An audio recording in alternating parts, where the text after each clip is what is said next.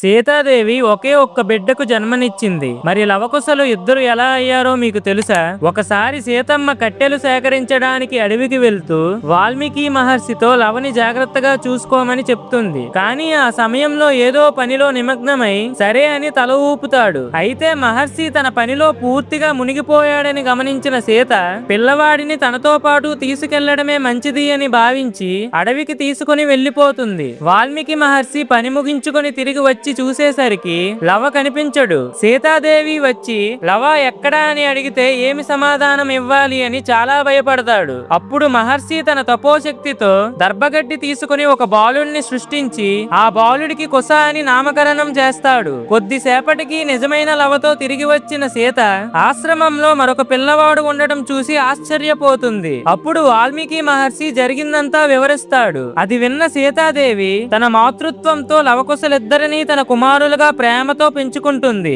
Friends, జై శ్రీరామ్ అని comment చేయండి.